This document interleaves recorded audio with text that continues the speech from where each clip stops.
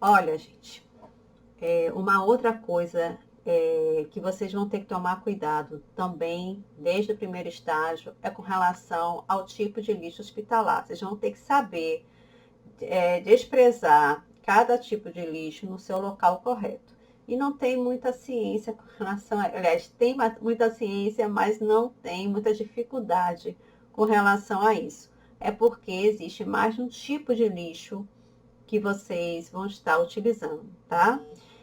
Para a enfermagem, é basicamente três. A gente tem um lixo comum, tá? Que geralmente é o lixo que não é contaminado de secreção de paciente, é mais lixo de alimentos, né? Um copo, alguma coisa descartável, é um lixo comum. Tem um lixo contaminado, aí esse lixo foi realização de curativo, por exemplo, né? Uma passagem de sonda e tudo. Aí já tem um lixo contaminado, tá? E ainda tem o lixo perfuro cortante. Então, qualquer material perfuro cortante tem que jogar naquela caixinha amarela, né? Que você já deve ter visto em vários hospitais, em postos de saúde, que é para jogar agulhas, seringas, né?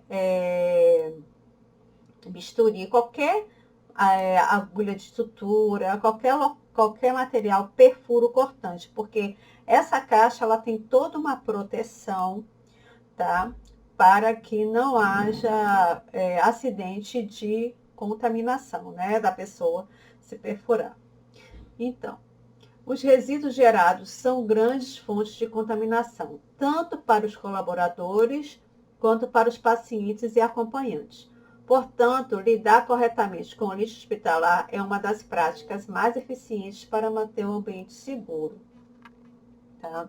E não tem só esses três não, tá, gente? Tem outros lixos hospitalares também, tá? Mas o que a gente lida são esses três que eu falei, o lixo não contaminado, o lixo contaminado, você vê esse saquinho branco, é o lixo contaminado. E essas caixinhas aqui, ó, que é o material perfuro cortante. Então, manter lixeiras feitas de material lavável, resistente à ruptura e vazamento, e com tampas providas de sistemas de abertura sem contato manual é uma exigência para os hospitais. Então, todo lixo hospitalar tem que ser pedal, tá? Ou automático. Jamais vocês devem tocar no lixo para abrir o lixo, certo? Quem mexe ali com luva devidamente é o pessoal da higienização. Mas jamais vocês devem abrir o lixo com a mão, tá? Porque ali é material com mesmo lixo não contaminado, né? O lixo não biológico e tudo não é para estar colocando a mão, certo? É um cuidado que a gente tem que ter desde o primeiro estágio, certo? Precisou arrastar o lixo de um local para o outro, arraste com o pé, jamais com a mão, tá? Também é útil adotar medidas para reduzir a quantidade de resíduos gerados e sinalizar as lixeiras para que o descarte é adequado. Outra coisa importante, certo? Esse lixo perfuro cortante não é para estar cheio 100%. Ele não tem que estar cheio até a borda. Encheu, ele tem até uma marcação. Encheu mais ou menos 80%, né, da caixa, a gente já troca a caixa, certo? Não é para ficar esperar, porque aí o risco de se contaminar na hora de fechar esse lixo para o descarte é maior, tá? Por ele conter diversos materiais contaminados e perfurantes, tá? São várias agulhas aqui e a gente não pode correr esse risco, certo? Então, o pessoal que vai descartar isso aqui, porque depois que vai descartar, eles colocam uma tampa. Se ele tiver muito cheio, corre o risco disso contaminar. Então, por isso que a gente não tem que esperar, tá? O lixo cheio demais, né? E o lixo, contra qualquer lixo, né? Pode esperar estar transbordando para trocar. O lixo encheu mais ou menos 80%, né, da sua capacidade, aí já é o momento de trocar. Então, tipos de lixo hospitalar. Então, a gente tem o grupo A, que é o potencialmente infectante, agentes biológicos, presentes em materiais de matéria que aparece risco de infecção. O B, tá? Que eu falei, esse é o lixo contaminado, tá, gente? O B são os químicos, materiais que contêm substâncias químicas capazes de causar risco à saúde ou ao meio ambiente, independente de suas características inflamáveis. Então, assim, às vezes são medicamentos, né? Medicamento vencido, por exemplo, tá? Grupo C, rejetos radioativos. São os materiais que contêm radioatividade em carga acima do padrão que não pode ser reutilizado. Então, esse lixo radioativo, ele precisa ter um outro destino, porque senão contamina o lixo mesmo, né? Comum. E aí você pode estar contaminando a água, por exemplo, de uma região. Então, ele precisa ter o destino correto, certo? O grupo D, resíduos comuns, qualquer lixo que não tenha sido contaminado ou que possa provocar acidentes, como gesso, luvas, tá? Materiais passíveis de reciclagem e papéis, certo? Material que não esteja contaminado, tá? Mesmo de secreções, essas coisas. Grupo E, perfuro cortante, objetos de instrumentos que possam furar ou cortar com lâminas, bisturis, agulhas e ampolas e vidros. Então, é aquela caixinha amarela, tá? Então, como eu falei, né? O que a gente mais lida é com esse aqui, ó, do grupo A, né? Que é o lixo contaminado, vamos dizer, eu dei um exemplo aqui, materiais decorativos, tá? Esse lixo B não é muito comum para enfermagem, mas é o lixo que de resíduo químico, tá?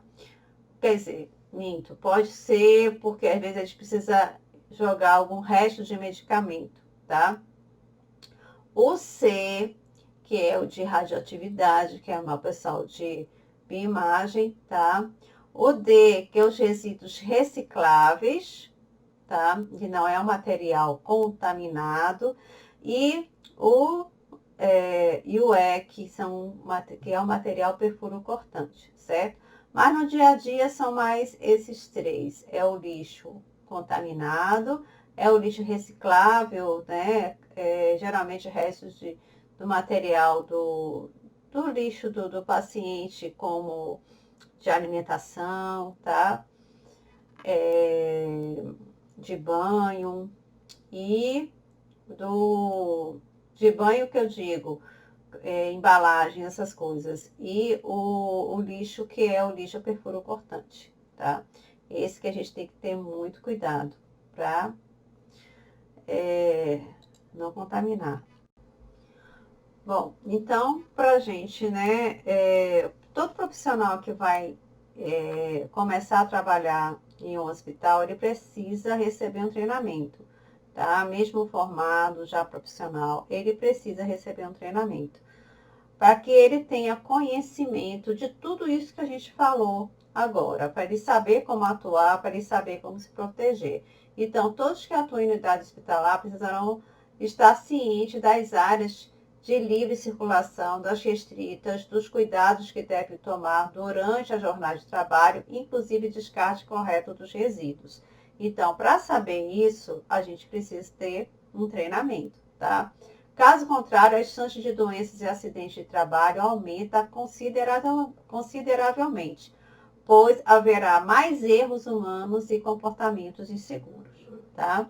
Então, vocês já vão sabendo muita coisa, né? Mas a gente tem que tomar muito cuidado. Mas não se assustem quando vocês começarem a trabalhar em alguma empresa e essa empresa for dar todo um treinamento, né? Reexplicar, porque assim, a gente sempre vai precisar de reciclagem, né? Se atualizar.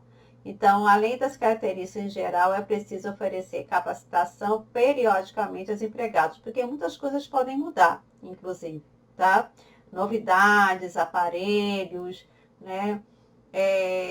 Por exemplo, eu trabalhei muito tempo em vacina, sempre tem uma novidade em vacina, vacina nova, como é que é esse protocolo de vacina, tá? Qual é a idade, qual é a indicação, quais são os efeitos colaterais. E às vezes algo que já era batido há muito tempo muda de repente, né? Por exemplo, a vacina BCG, né? Que a gente aplica na criança, assim que ela nasce. E a gente revacinava com 6 meses se a criança não tivesse a cicatriz da BCG. Hoje em dia já não tem mais essa indicação, tá? A gente não revacina mais. A criança tomou, a gente não revacina, tá? Porque já se comprovou que mesmo que não apareça a marca da BCG, que é aquela cicatriz, né? O efeito, né? A imunidade foi gerada de qualquer forma, tá? Então, o profissional de enfermagem sempre precisa ser reciclado, tá? Além da conscientização em geral, é preciso oferecer capacitação periódica aos empregados de acordo com os riscos do seu departamento ou atividade profissional. Então, a gente tem que receber treinamento e se reciclar. Aqueles que manuseiam equipamentos médicos, por exemplo, devem seguir as recomendações do fabricante e conhecer boas práticas antes de utilizá-lo. Isso tudo é importante, gente, para a segurança, né? Para que a gente exerça a atividade de forma correta, para que o objetivo seja alcançado e que haja proteção, tanto para o profissional quanto para o paciente. Então, muitas empresas também oferecem, principalmente carteira assinada, né?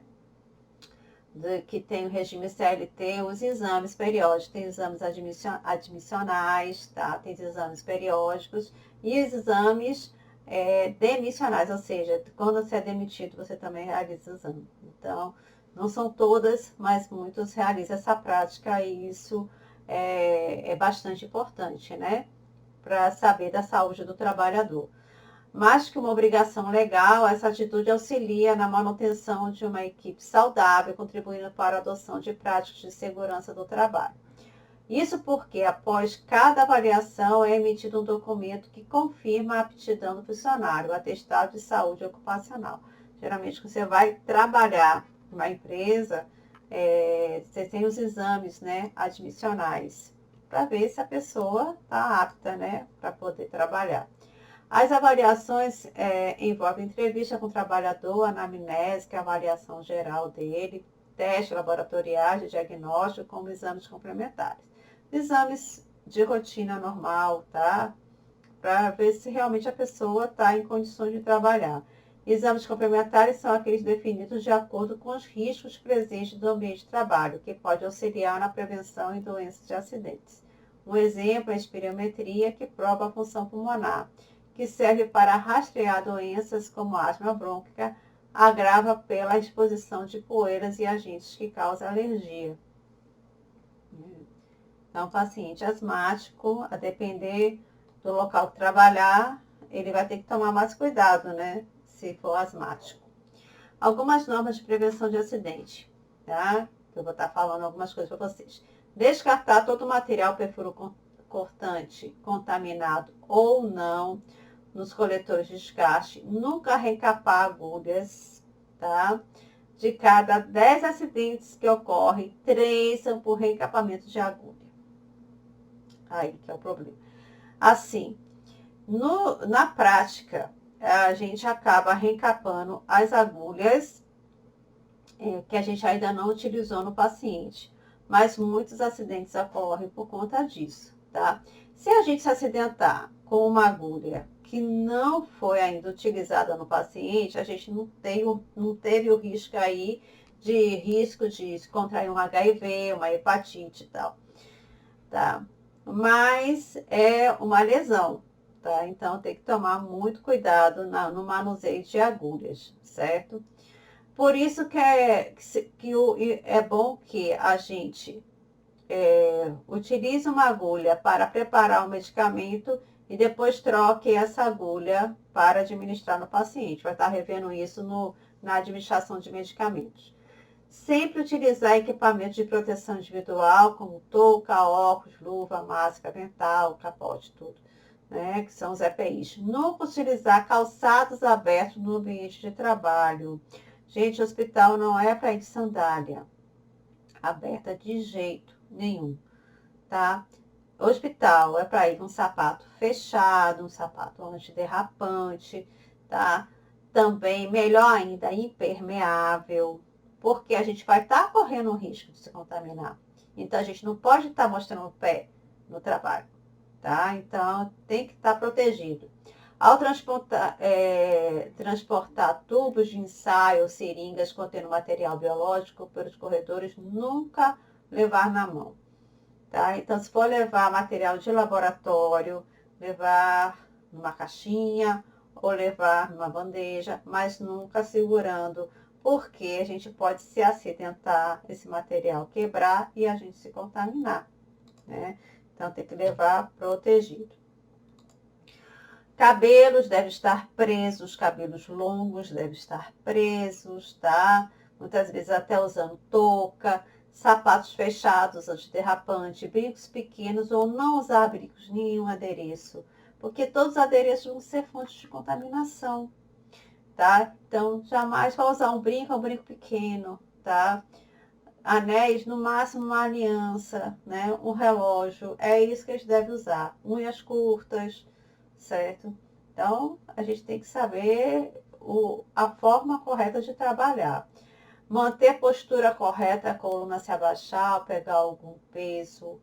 É uma coisa que, quando eu estou com aluno em campo de estágio, né? Uma coisa que eu sempre bati é essa questão. A gente não pode forçar a coluna.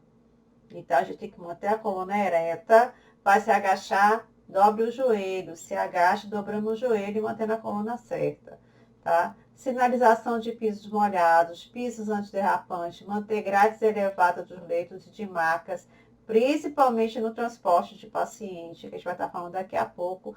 Não deixar objetos soltos no chão, porque a gente vai tropeçar e vai cair, tá? Então, até o sapato do paciente tem que estar no cantinho. Casos de acidente de trabalho. Nesses casos, as primeiras medidas a serem tomadas pelos profissionais que foram lesados, seja pelo ambiente ou pela exposição de fatores de risco químico, por exemplo, é entrar na justiça, tá? A depender do caso. No entanto, quando o acidente envolve material biológico, risco da gente se contaminar, as medidas mais urgentes a serem tomadas são do próprio ambiente. O ato de desinfectar o local diminui o risco de contaminação. Então, imediatamente lavar o local, tá? Usar alguma solução antisséptica para estar higienizando o local que contaminou e seguir com o protocolo no caso de acidente com perfil cortante, onde deve ser avaliado o risco de contaminação de HIV, hepatite B ou outros vírus, né? O acidentado, nesse caso, deve receber o tratamento profilático. Então, se a gente se acidentou com algum material perfuro cortante com risco de se contaminar com o vírus, né? Tem todo um protocolo que a pessoa recebe, né, no momento, um tratamento profilático, tá? Que inclui antibióticos, né, coquetel, né, HIV e tudo, para evitar, né, de desenvolver alguma doença e vai seguir realizando exames e tudo. Tem todo um protocolozinho para isso, que eu espero que nunca ocorra com vocês. Graças a Deus nunca aconteceu comigo. Trabalhei 5 anos em UTI e nunca aconteceu, mas a gente corre esse risco, tá? Por isso que a gente tem que tomar os cuidados. Bom, gente, falar um pouquinho agora sobre a transferência de pacientes de macas, né, em cadeiras de roda. Eu mandei também um vídeo complementar, mostrando como é que é esse transporte. Então, alguns cuidados precisa ter. Então, eu vou fechar aqui esse vídeo, gente, para não ficar muito longo e continuo no próximo, viu?